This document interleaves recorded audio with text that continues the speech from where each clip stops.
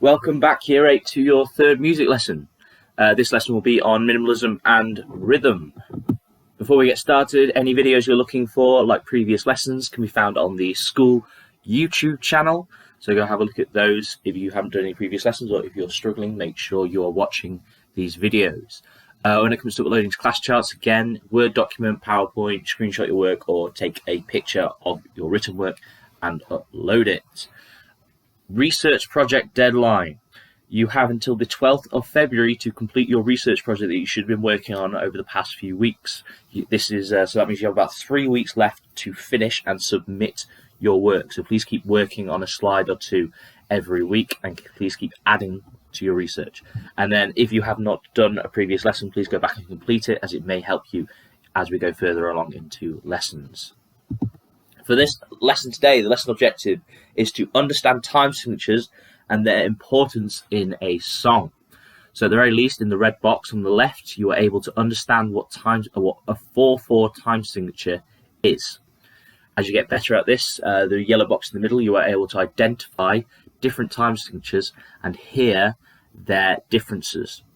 And then the green box on the right, at the very best here, you are able to evaluate the effects of different time signatures. So time signatures are very, very important, and getting an ear in so you can hear how they sound is really important. So what are time signatures? A time signature is there to tell you how many pulses you should have in a rhythm. So, for example, with the sign on the left saying 4/4, this means that there are 4 pulses every rhythm. So you might hear it in songs when people count to 4 before they start a song, like 1, 2, 3, 4. That gives you the pulse of the song, and it tells you how many pulses you have to create a rhythm around. So some of the rhythms I've created at the bottom here, you can see there are 4 pulses. Even though the rhythm changes around it, there are still only 4 pulses. So we have 1, 2, 3, 4, tea, coffee, tea, coffee, tea, coffee, tea, coffee. 1, 2, 3, 4. 1, 2, 3, 4. And even if the rhythm changes, you can see that the pulse stays the same. So even we've got this rhythm here of tea, tea, coffee, tea, the pulse is still 1, 2, 3, 4. 1, 2, 3, 4. So pulse is really, really important still, but understanding 4/4 and how many rhythms, how many teas and coffees, etc. you should have in your rhythm based upon the time signature is really important. So for task 1, I'd like you to write 1 4/4 rhythm using tea and coffee, but there must be 4 pulses because it's in 4/4. So make sure to write the 4/4 at the beginning of your rhythm, and you have 4 pulses to write a simple rhythm. Once you know this, I'd like to also take a guess at what you think a 3/4 rhythm is. So and then you can only give a 1-word answer will suffice with this. That's all I need. That is task 1.